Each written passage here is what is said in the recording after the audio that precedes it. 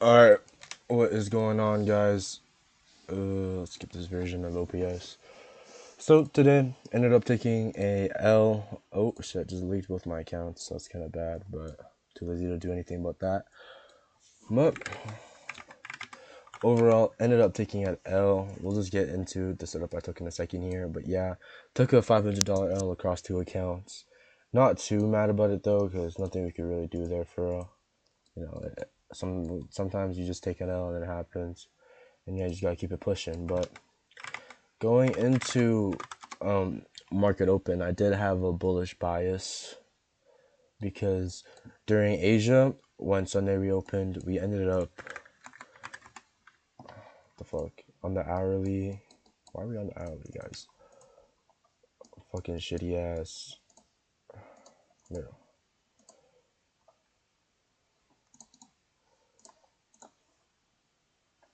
shitty ass fucking shitty ass trading view here. But all right. So going to market open, I did have a bullish bias because yeah.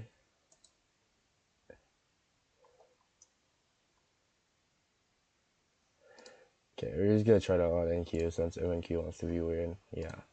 So looking at NQ, I did overall have a pretty bearish bias because, or bullish bias because we ended up tapping into this 4-hour fair value gap, taking out this low for me at SMT divergence right there, or not an SMT divergence, I guess, but we still get that tap into that 4-hour gap. And then looking into that during Asia, we also, as we open up, we also inverse this 4-hour gap. So knowing that, I'm like, okay, I'm gonna have a bullish bias looking into market open, and then on market open, why is my data so fucking slow right now?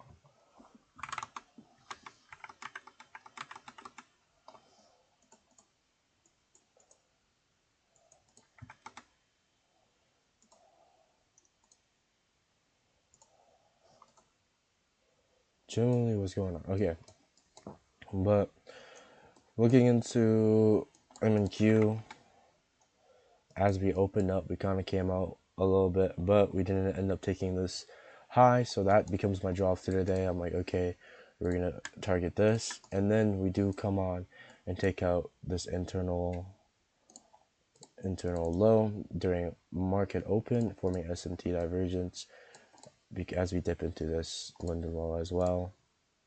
And then we get this bit of this retracement into this 15-minute fair value gap. And then on ES, obviously we don't take out that low during London, giving us an SMT divergence. So I'm like, okay, that's giving me my bullish bias. And then I ended up taking a 15-minute inverse, and you guys can see how well that played out. I actually have my stops right here and my target right there.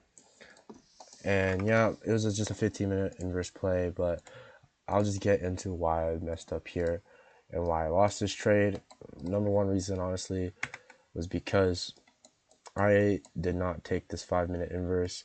If I had taken this 5-minute inverse, I would have at least gotten into a trade where I would have broken even. And the second issue was that I put my stop below this 1-minute gap instead of below the entire swing.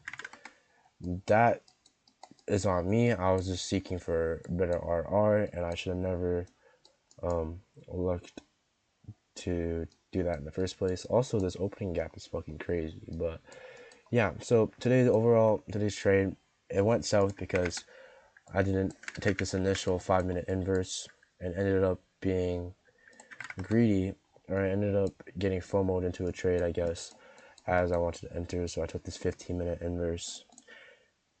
And yeah, I should have just not taken this. This was not that. I should have. I mean, it wasn't a bad trade. The main issue was that I had my stops not below the sweep, and the fact that I entered hella late into the setup, and I was seeking for higher RR, as this trade should have been 1.7 RR, and it actually would have banged out. But yeah, just off of the fact alone that I had not properly uh, entered the trade. Like if I had taken this 5-minute swing right here and targeted where like just like, oh, so me personally, I would have entered off of this candle closure right there, somewhere around here. Would have put my stops down here and probably try to target top of this mountain. And yeah, I would have ended up at least probably breaking even right here. So yeah, today should have been a break-even day, but because I got in late and got FOMO'd into taking a 15-minute inverse, and there's a clean 5 inverse right there. Because of that, and that 5-minute inverse was way below that gap level, so that would have been proper correlation, as we see there. Because of that, I ended up taking a 5-minute loss. But honestly, I'm not too freaked out about it because I did have the right bias and the right targets in mind. And it's just, yeah, it's one of those days where we have no news, so we do have a bit of choppage. And yeah, it's pretty much about it. But overall, going into this week, I am going to be a lot more aggressive as I need to pass this account, as I believe it renews on the 22nd. So I'm going to be pushing a little more aggressive on this account, trying to seek out that dub. But yeah, I'm still gonna, but that doesn't mean I'm gonna necessarily take risky trades. I'm still gonna be leveraging the same amount, probably seeking out higher RR and just trailing. Just honestly, just normal, the usual stuff. But yeah, I don't know what else to really say.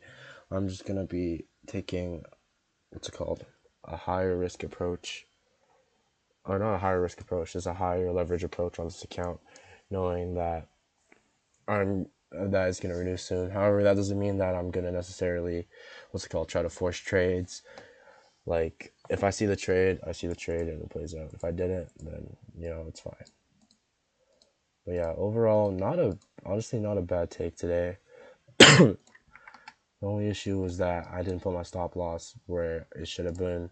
If I had my stop loss down there, it would have still been terrible RR, but at least I still would have banked. This is what I ended up entering like here. Yeah, it's still terrible, but just because off the fact that I should have RR chase right here, I got fucked up and got caught up. But yeah, that is the reflection for today. And yeah, hopefully tomorrow plays out a lot nicer. See you guys.